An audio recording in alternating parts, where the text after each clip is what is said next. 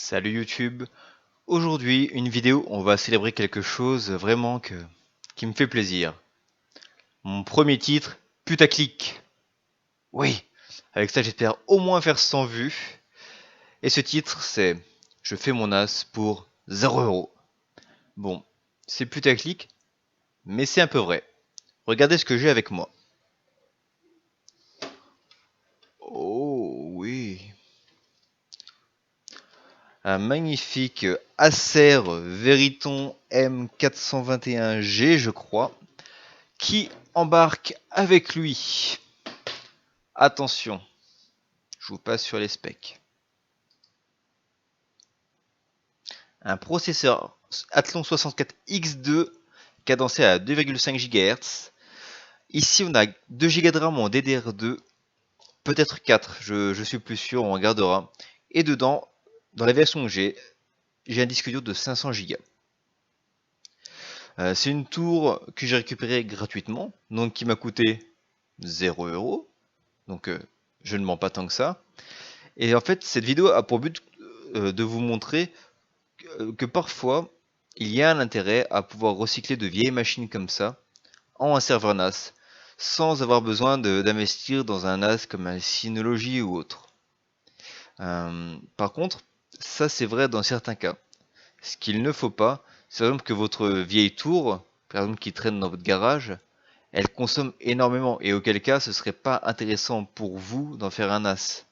Celle-ci, l'avantage qu'elle a, c'est qu'elle a un processeur qui, regardez, consomme, enfin a un TDP, je crois, de 45 watts. Ce qui n'est pas grand-chose, soit dit en passant. C'est pas très puissant, mais on va voir ensemble qu'on peut arriver à en faire une solution NAS pour sauvegarder vos données chez vous. Alors, qu'est-ce que je vais utiliser? Bon, vous vous en doutez, c'était marqué dans la bannière, mais on va utiliser la solution Open Media Vault.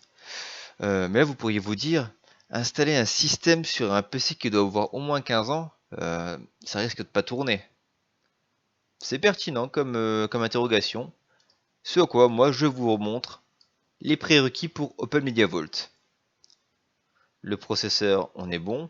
La RAM, faut minimum 1 Go. Le disque dur, pour le système, il faut 4 Go. Et après, la data, c'est ce que tu veux. Donc là, pour un PC comme ça, on est large. Après, bien sûr, il y aura quelques concessions à faire. Si vous voulez investir 0 €, vous ne pourrez pas faire de RAID parce que vous aurez un seul disque. C'est-à-dire que si le disque lâche, vous perdez vos données. Mais là, c'est pour vous montrer que avec un PC de récup comme ça, on peut faire une solution NAS. Allez, c'est parti, on va passer sur l'installation de Open Media Vault. On se retrouve donc sur la page de téléchargement de la dernière version de Open Media Vault, à savoir à ce jour la 5.3.9.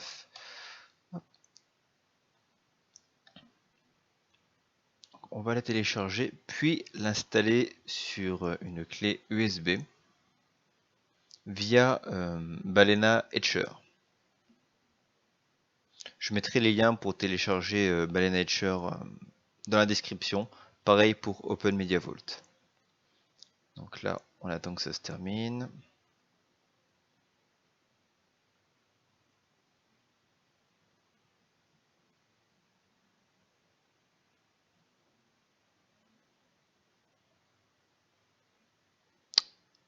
Ok, on va lancer Balena Etcher. On choisit notre image. La clé USB sélectionnée est la bonne. Et c'est parti. Ok, c'est bon. La clé est finie d'être préparée. On se retrouve tout de suite sur notre futur NAS pour voir comment se déroule l'installation. Ouais, on se retrouve du coup sur la machine que je vais allumer. J'ai mis la clé USB en façade et c'est parti. On va booter en faisant la touche Sup pour aller dans le BIOS pour que je vous montre un paramètre que je trouve important à prendre en charge pour l'utilisation que nous allons en faire, à savoir un NAS. Alors, hop, pardon, tac, on va aller dans Power Management et bien vérifier que le Restore on AC Power Loss est en Power On. En faisant ça, si vous avez une coupure de courant, dès que le courant reviendra, le NAS, le NAS, se rallumera automatiquement. Ce qui peut être utile, genre si vous n'êtes pas chez vous et que vous avez besoin d'accéder à vos fichiers depuis votre lieu de vacances. Voilà, donc nous c'est bon. On sort et on va booter sur notre clé USB.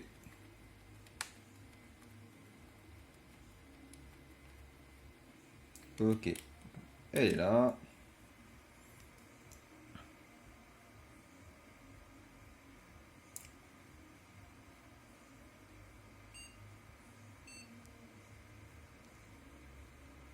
Coucou.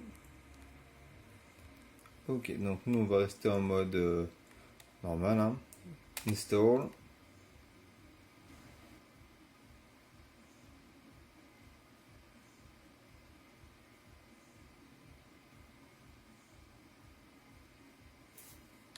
Hop. Français, français, français.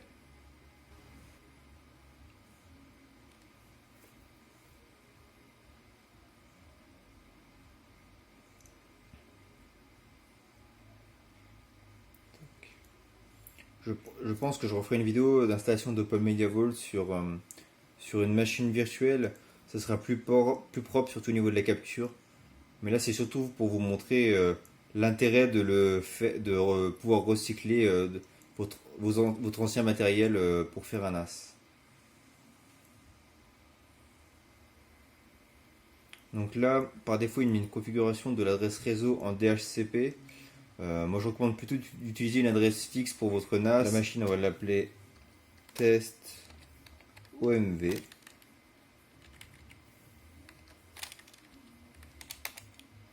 Le domaine, on n'y touche pas, car là, c'est juste pour vous montrer l'installation. Votre mot de passe.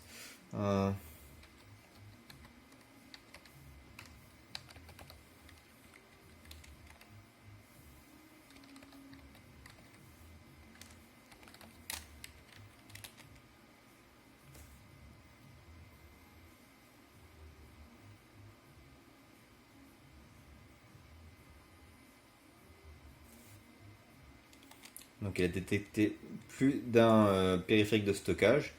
Normal, on a la clé USB et le disque dur. Donc, nous, on va partitionner le disque dur.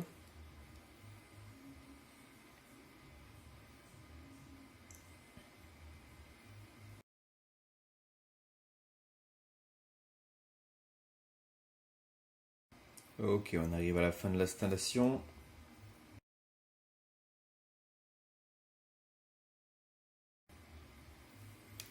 Hop, gestion des paquets, on la met en France. Choisissez votre miroir pour les archives. Hein. Ça, je laisse vide.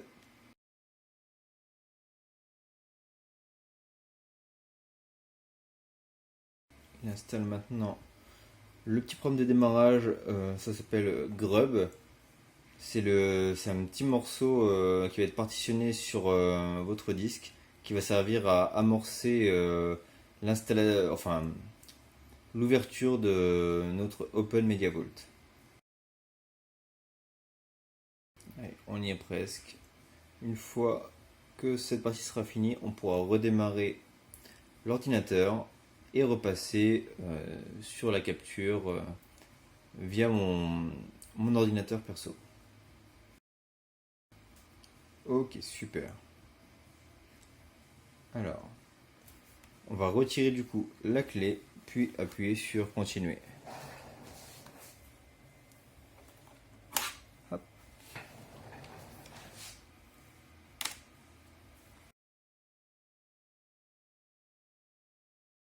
Open Media Vault redémarre.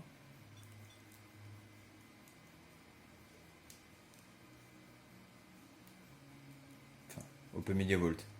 Notre NAS redémarre. Parfait.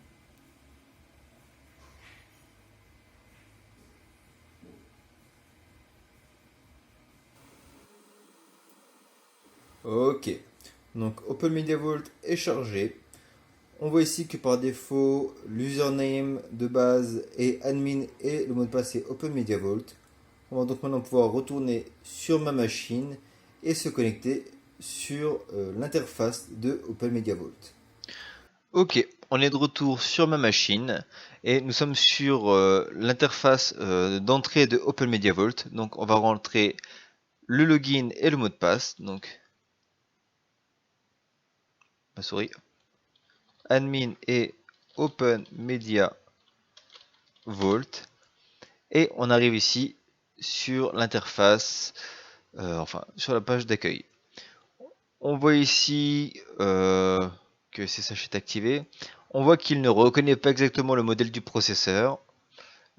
Ah, voilà, j'ai 4 Go de RAM. J'étais plus sûr d'avoir 2 ou 4, j'ai 4 Go de RAM, donc tant mieux, ça suffira largement pour l'utilisation que je pense en faire. On ne va pas, dans cette vidéo, s'amuser à tout paramétrer, dans le sens où ce fera l'objet d'une vidéo tuto sur installation, configuration d'Open Media Vault. Là, c'était juste pour vous montrer qu'on est capable de pouvoir recycler notre ancien matériel informatique pour pouvoir en faire des solutions de NAS qui sont bien moins onéreuses que l'achat d'un NAS ou d'un gros serveur, mais qui peuvent être suffisantes. Bien entendu, il y a aussi des concessions à faire, comme je vous l'ai dit en début de la vidéo, en termes de la redondance de vos données pour donner une certaine sécurité à vos informations. Mais voilà, c'est possible. Après, vous pouvez très bien upgrader une configuration comme celle-ci en rajoutant des disques, en faisant un RAID. Voilà. Après, c'est libre à vous, selon vos besoins et vos capacités aussi d'un point de vue financier, bien entendu. Écoutez, c'est tout pour aujourd'hui. On se retrouve dans une prochaine vidéo ou si vous le souhaitez, je ferai vraiment une installation, une configuration approfondie d'Open Media Vault.